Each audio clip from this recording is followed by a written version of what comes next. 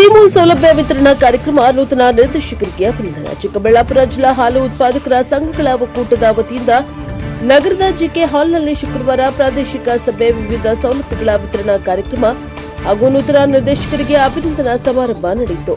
ಕಾರ್ಯಕ್ರಮದಲ್ಲಿ ಮಾತನಾಡಿದ ಚೀಮೂಲ್ ಅಧ್ಯಕ್ಷ ಮಂಜುನಾಥ ರೆಡ್ಡಿ, ಹೈನುಗಾರಿಕೆ ರೈತರ ಆರ್ಥಿಕ ಸ್ಥಿರತೆಗೆ ಪ್ರಮುಖವಾಗಿದ್ದು, ಗುಣಮಟ್ಟದ ಹಾಲು ಉತ್ಪಾದನೆ ಹಾಗೂ ಸಂಘದ ಸಹಕಾರದಿಂದ ರೈತರ ಆದಾಯ ಹೆಚ್ಚಿಸಲು ಕ್ರಮ ಕೈಗೊಳ್ಳಲಾಗುತ್ತದೆ. ಚೀಮೂಲ್ನ ಮೊದಲ ಆಡಳಿತ ಮಂಡಳಿ ಸದಾ ಹೈನುಗಾರಿಕೆಯಲ್ಲಿ ತೊಡಗಿರುವ ರೈತರ ಪರವಾಗಿಯೇ ಕಾರ್ಯವನ್ನು ನಿರ್ವಹಿಸಲಿದೆ ಎಂದು ಹೇಳಿದರು. ನೂತನ ನಿರ್ದೇಶಕ ಭರಣಿ ವೆಂಕಟೇಶ ಮಾತನಾಡಿ, ತಮ್ಮ ಮೇಲೆ ನಂಬಿಕೆ ಇಟ್ಟು ಮರು ಆಯ್ಕೆ ಮಾಡಿದ ಮತದಾರರಿಗೆ ಕೃತಜ್ಞತೆಯನ್ನ ಸಲ್ಲಿಸಿ ಹಾಲು ಉತ್ಪಾದಕರ ಹಿತಕ್ಕಾಗಿ ಸದಾ ರೈತರ ಪರವಾಗಿ ಕೆಲಸ ಮಾಡುವುದಾಗಿ ಭರವಸೆಯನ್ನ ನೀಡಿದರು. ಮಾಜಿ ಎಪಿಎಂಸಿ ಅಧ್ಯಕ್ಷ ಮರಳುಕುಂಟೆ ಕೃಷ್ಣಮೂರ್ತಿ ಮಾತನಾಡಿ, ವೆಂಕಟೇಶ್ ಅವರ ಮರು ಆಯ್ಕೆ ಅವರಿಗೆ ಮಾಡಿದ ರೈತಪರ ಕೆಲಸಗಳ ಫಲವಾಗಿದ್ದು, ಹೊಸ ಆಡಳಿತ ಮಂಡಳಿ ಕೂಡ ರೈತರ ಹಿತದೃಷ್ಟಿಯಿಂದ ಕಾರ್ಯನಿರ್ವಹಿಸಬೇಕು ಎಂದು ಹೇಳಿದರು. ಚಿಮುಲ್ನ ನೂತನ ನಿರ್ದೇಶಕರಾದ ಅಶ್ವಥ ನಾರಾಯಣ ಬಾಬು, ಮಂಜುನಾಥ ರೆಡ್ಡಿ, ಕಾಕಲ ಚಿಂತೆ ರಾಜಣ್ಣ ಅವರಿಗೆ ಸನ್ಮಾನಿಸಿ ಗೌರವಿಸಲಾಯಿತು. ಬ್ಯೂರೋ ರಿಪೋರ್ಟ್ ಸಲಾಹುದ್ದೀನ್, ಪ್ರಜಾಪ್ರಭುತ್ವ ಟಿವಿ, ಚಿಕ್ಕಬಳ್ಳಾಪುರ. ಪಕ್ಷ ಚುನಾವಣೆ ಆದಿದ ತಕ್ಷಣ ನಾನು ಯಾವುದೇ ಪಕ್ಷ ಭೇದ ಎಲ್ಲ ಮರೆತು ನಾನು ಕೆಲಸ ಮಾಡಿದ್ದೀನಿ. ಯಾರೇ ಬಂದ್ರು ನಾನು KMF ಬಿಲ್ಡಿಂಗ್ ಗ್ರಾಂಟ್ ಆಗಲಿ, ಒಕ್ಕೂಟದ ಬಿಲ್ಡಿಂಗ್ ಗ್ರಾಂಟ್ ಆಗಲಿ, ಚಾಪ್ ಕಟ್ರ ಆಗಲಿ, ನನಗೆ ಓಟ್ ಕೊಟ್ಟಿದ್ದಾರೆ, ನನಗೆ ಓಟ್ ಕೊಟ್ಟಿಲ್ಲ, ಅದರ ಮನೋಭಾವ ಕೂಡ ನಾನು ಇಟ್ಕೊಂಡಿಲ್ಲ. ಎಲ್ರಿಗೂ ಏನು ಮ್ಯಾಪ್ ಬಂದ್ರೆ ಎಲ್ರಿಗೂ ಫೋನ್ ಮಾಡಿ, ಯಾರಿಗೆ ಎಷ್ಟು ಹಸುಗಳು ಜಾಸ್ತಿ ಇದೆ ಅವ್ರಿಗೆ ಚಾಪ್ ಕಟ್ರು ಕೊಡಿ, ಮತ್ತೆ ಮ್ಯಾಟ್ ಕೊಡಿ ಅಂತ ಕೂಡ ಎಲ್ಲ ರೀತಿ ಹೇಳಿ. ಕೃಷ್ಣಮೂರ್ತಿಯವರು ಮತ್ತೆ ನಮ್ಮ ಬಾವಣ್ಣವರು ಹೇಳ್ತಾ ಇದ್ರು, ನಮ್ಮ ನಾರಾಯಣಸ್ವಾಮಣ್ಣವರು ಹೇಳಿದ್ರು 50 ರೂಪಾಯಿ ಕೊಟ್ಟಾಗ ನಾನು ಮುಖ್ಯಮಂತ್ರಿಗಳಿಗೆ ಒಂದು ಲೆಟರ್ ಬರೆದಿದ್ದೀನಿ, ನೀವು ಪದೇ ಪದೇ ಹಾಲ್ ರೇಟ್ ರೈಸ್ ಮಾಡೋದಿಲ್ಲ, ಸಿಗರೇಟು ಮತ್ತು ಮದ್ಯದ ಬಾಟ್ಲನ್ನ ಪ್ರತಿ ಈ ಬಜೆಟ್ ಕೂಡ ರೈಸ್ ಮಾಡ್ತಾರೆ. ನೀವೊಂದು ಕೆಲಸ ಮಾಡಿ, ವರ್ಷಕ್ಕೆ 2.5 ರೂಪಾಯಿ ರೈಸ್ ಮಾಡಿ, ಬೇರೆ ಏನು ಬೇಡ. ನಾವು ವರ್ಷಕ್ಕೆ ಹಾಲ್ ರೇಟು ಬಜೆಟ್ ಅಲ್ಲಿ 2 ರೂಪಾಯಿ ರೈಸ್ ಮಾಡಿ ಸಾಕು, ಇಷ್ಟು ಸಾಕು, ನೀವೇನು ಮಾಡೋದು ಬೇಡ ನಮ್ಗೆ. ಯಾಕೆಂದ್ರೆ ಎಲ್ಲಾನು ಬಜೆಟ್ ಅಲ್ಲಿ ರೈಸ್ ಮಾಡ್ಕೊಂಡು 2,00,000 ಕೋಟಿನೋ ಏನೋ ಬಜೆಟ್ ಅಲ್ಲಿ ಮಾಡ್ತೀರಾ.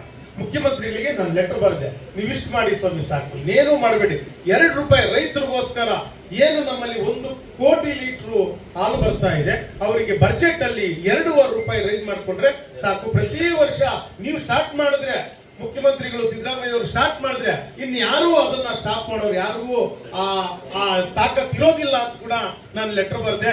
ಮುಂದಿನ ಬಜೆಟ್ ಅಲ್ಲಾದ್ರೂ ಅದಾಗ್ಲಿ ಅಂತ ನಿಮ್ಗಳ ಮುಂದೆ ಅವ್ರಿಗೆ ಕೇಳ್ಪಡಿ.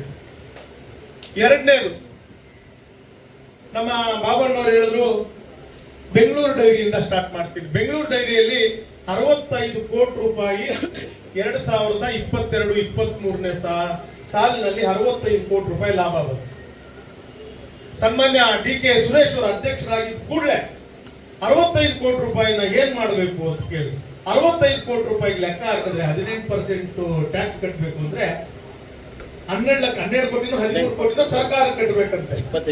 25% ನಿಜ ಅದು. ಯಾಕಂದ್ರೆ ಕಷ್ಟಪಟ್ಟು ಬೆಳಗ್ಗೆ ಅವರು ಹಾಲು ಕರೆದು ನಮಗೆ ಹಾಲು ಒಕ್ಕೂಟಕ್ಕೆ ಸಬ್ರಾಜ್ ಮಾಡಿ ಒಬ್ಬ ರೈತನು ನಮ್ಮ ಹಾಲಿನ ಉತ್ಪನ್ನಗಳು ಏನಂತ ಅವ್ರಿಗೆ ಗೊತ್ತಿರೋದೇ ಇಲ್ಲ. ನಿಜ ಅದು. ಮುಂದಿನ ದಿನಗಳಲ್ಲಿ ನಾವು ಒಳ್ಳೆ ತೀರ್ಮಾನ, ಒಳ್ಳೆಯ ಒಂದು ಇದು ಕೊಟ್ಟವ್ರೆ, ಸಲಹೆ ಕೊಟ್ಟವ್ರೆ. ಅದಕ್ಕೆ ನಾವು ಮುಂದಿನ ತೀರ್ಮಾನದಲ್ಲಿ ಜನರಲ್ ಬಾಡಿಯಲ್ಲಿ ಕೊಡ್ತಾ ಇದ್ದೀವಿ ಈಗಾಗಲೇ. ಅದನ್ನು ಕೂಡ ಇನ್ನು ಕೆಲವು ಐಟಮ್ಗಳು ಕೊಡ್ತಾ ಇದ್ದೀವಿ, ಇನ್ನು ಕೆಲವು ಐಟಮ್ಗಳು ಕೂಡ ಕೊಡ್ತಾ ಇಲ್ಲ. ಅದನ್ನು ಸೇರಿಸಿ ಈ ಜನರಲ್ ಬಾಡಿಯಲ್ಲಿ ನಾವು ತೀರ್ಮಾನವನ್ನು ತೆಗೆದುಕೊಂತೀವಿ ಅಂತ ಒಂದು ಆಶ್ವಾಸನೆಯನ್ನು ಈ ಸಂದರ್ಭದಲ್ಲಿ ಹೇಳಕ್ಕೆ ಇಷ್ಟಪಡ್ತೀನಿ. ಇವಾಗಲೇ ಹೇಳಿದ್ದಾರೆ, ನಾನು ಎಲೆಕ್ಷನ್ ಬಗ್ಗೆ ಚರ್ಚೆ ಮಾಡಕ್ಕೆ ಹೋಗಲ್ಲ. ಈ ಸಂದರ್ಭದಲ್ಲಿ ನಾನು ಕುರಿಯನ್ ಸಾಹೇಬರನ್ನ, MV ವೆಂಕಟಪ್ಪ ಸಾಹೇಬರನ್ನ ಹಾಗೂ ಈ ಜಿಲ್ಲೆಯ KB ಪಿಳ್ಳಪ್ಪ ಸಾಹೇಬರನ್ನ ಇವತ್ತು ನಾನು ನೆನೆಸ್ಕೊಡೋ ಒಂದು ಅವಕಾಶ ಸಿಕ್ಕಿದೆ. ಯಾಕೆ ಹೇಳ್ತೀನಿ ಅಂದರೆ, ಕುರಿಯನವ್ರು ಇದ್ದರೆ ನಮ್ಮ ದೇಶದಲ್ಲಿ ಹಾಲು ಮತ್ತು ಹಾಲಿನಲ್ಲಿ ಏನು ತಯಾರಿಸ್ಬೋದು ಅನ್ನೋಂಥ ಒಂದು ಉತ್ಪನ್ನಗಳು ಏನು ಅನ್ನೋದು ನಮಗೆ ಈ ಭಾರತ ದೇಶದಲ್ಲಿ ಅವಕಾಶ ಇರ್ತಾ ಇರಲಿಲ್ಲ. ಅದೇ ರೀತಿ MV ಕೃಷ್ಣಪ್ಪರವ್ರು ಇಲ್ಲ ಅಂದಿದ್ರೆ ಈ ಮಿಶ್ರ ತಳಿಗಳು ಏನಿದೆ, ನಾಟಿ ಹಸುದಲ್ಲಿ 2 ಲೀಟ್ರ್ 3 ಲೀಟ್ರ್ ಬರ್ತಾ ಇರೋ ಒಂದು ನಾಟಿ ಇಟ್ಕೊಂಡು ನಾವು ಇವತ್ತು ಜೀವನ ಮಾಡೋಕೆ ಆಗ್ತಾ ಇರಲಿಲ್ಲ. ಮಾಡಿ ಒಂದು ಬೂಸಾ ಚಕ್ಕೆ ಕಾರ್ಖಾನೆಯನ್ನು ತೆಗೀರಿ, 100 ಜನ ಕೆಲಸ ಕೊಟ್ಟಂಗಾಗುತ್ತೆ. ರೈತರಿಗೆ ಉತ್ತಮವಾದಂಥ ಗುಣಮಟ್ಟದ ಬೂಸಾ ಚಕ್ಕೆ ಕೊಟ್ಟಂಗಾಗುತ್ತೆ. ಆ ಕಡಲೆ ಬೀಜ ಬರ್ತಕ್ಕಂಥ ಎಣ್ಣೆಯನ್ನ ತಮ್ಮದೇ ಆದಂಥ ಒಂದು ಬ್ರ್ಯಾಂಡ್ ಆಗಿ ಮಾರಿ ರೈತರಿಗೆ ಅದು ಅನುಕೂಲ ಆಗುತ್ತೆ. ಆದ್ರಿಂದ ನಾನು ಎಲ್ಲ ನಿರ್ದೇಶಕರು ಅಧ್ಯಕ್ಷರಿಗೆ ಮನವಿ ಮಾಡ್ತೀನಿ, ಅದಕ್ಕೆ ಪ್ರಾತಿನಿಧ್ಯತೆ ಕೊಡಿ. ತಾವು ಮಾಡೋ ಕೆಲಸ ಇನ್ನು 10-20 ವರ್ಷ ಆದರೂ ಇಂಥ ಕಮಿಟಿ ಇತ್ತು ಇವ್ರು ಮಾಡಿದ್ರು ಅಂತಕ್ಕಂಥ ಒಂದು ಸಾರ್ಥಕ ಇದು. ಆದ್ರಿಂದ ಇಂಥ ಯೋಜನೆಗಳನ್ನ ತಾವು ಪಕ್ಷಭೇದ ಮರೆತು ತೆಗೆದುಕೊಳ್ಬೇಕು. ಯಾರೋ ಒಬ್ಬರು ಇಬ್ರು ಇದ್ರೆ ಅದಕ್ಕೆ ತಲೆ ಕೆಡಿಸ್ಕೊಬೇಡಿ, ಒಮ್ಮತವಾಗಿ ತೆಗೆದುಕೊಂಡು ಕೆಲಸ ಮಾಡಬೇಕು. ನಮ್ಮ ರೈತರಿಗೆ ಸಹಾಯ ಮಾಡಬೇಕು ಅಂತ ತಮಗೆ ಮನವಿಯನ್ನು ಮಾಡ್ತೀನಿ. ಅದ್ರ ಜೊತೆಗೆ ಇವತ್ತು ಇಷ್ಟೊತ್ತು MD ಅವರು ಹೇಳಿದ್ರು ನಾವು ತುಪ್ಪ ಮಾಡ್ತೀವಿ, ಮೈಸೂರು ಪಾಕು, ಪೇಡ, ಇನ್ನು ಅನೇಕ ಮಿಕ್ಸರ್ ಮಾಡ್ತೀವಿ ಅಂತಕ್ಕಂಥದ್ದು. ವರ್ಷಕ್ಕೊಂದ್ಸಾರಿ ರೈತರು ಎಷ್ಟೋ ಜನ ಪಾಪ 365 ದಿನ ಹಾಳಾಗ್ತಾರೆ.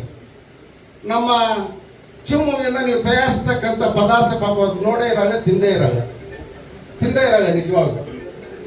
ಆದ್ರಿಂದ ವರ್ಷಕ್ಕೊಂದ್ಸಾರಿ ಜನರಲ್ ಬಾಡಿ ಮೀಟಿಂಗಲ್ಲಿ ತಾವೇನೆಲ್ಲ ಉತ್ಪಾದನೆ ಮಾಡ್ತಿರೋ ಕಾಲು KG ರೈತರಿಗೆ ತಾವು ನೀವು ಶಿವಮೊಗ್ಗದಿಂದ ಕೊಟ್ಟಾಗ ರೈತರು ತಮ್ಮನ್ನ ನೆನೆಸ್ಕೊತಾರೆ. ಅವ್ರಿಗೂ ಇನ್ನೂ ನಾನು ಹೆಚ್ಚಿನ ಹಾಲನ್ನು ಮಾಡಬೇಕು, ಉತ್ಪಾದನೆ ಮಾಡಿ ಡೈರಿ ಕೊಡ್ಬೇಕಂತಕ್ಕಂಥ ಮನೋಭಾವನೆಯನ್ನ ಬರುತ್ತೆ. ಅದ್ರ ಜೊತೆಗೆ ಇನ್ನು ಇವತ್ತು ಮೊದಲು ಒಂದೊಂದು ಗ್ರಾಮದಲ್ಲಿ 15 ಕ್ಯಾನ್ 20 ಕ್ಯಾನ್ ಆಗಿ ಬರ್ತಾ ಇತ್ತು. ಇವತ್ತು 5 ಕ್ಯಾನು 3 ಕ್ಯಾನು 4 ಕ್ಯಾನ್ ಬಂದಿದೆ. ತಾವು ಅದ್ರ ಕಡೆ ಗಮನ ಕೊಟ್ಟು ರೈತರಿಗೆ ಈ ಏನು ಸೀಮೆ ಹಸಿರು ತಗೊಳ್ತಾರೋ ಸಬ್ಸಿಡಿ ದರದಲ್ಲಿ ಇವತ್ತು ಕೋಟ್ಯಾಂತರ ರೂಪಾಯಿ ಇದೆ, ರೈತರು ಕೊಡಿ. ಅವ್ರು ಎಷ್ಟು ಹಾಗೆ ಆಗ್ತಾರೋ ನಿಮ್ಮ ಸಂಘ ಅಷ್ಟೇ ಅಭಿವೃದ್ಧಿ ಆಗುತ್ತೆ, ರೈತರಿಗೆ ಅನುಕೂಲ ಆಗುತ್ತೆ ಅಂತಕ್ಕಂಥ ಮನವಿಯನ್ನು ಮಾಡಿ ಮತ್ತೊಮ್ಮೆ ತಾವೆಲ್ಲ ಮತದಾರರು ನಮ್ಮ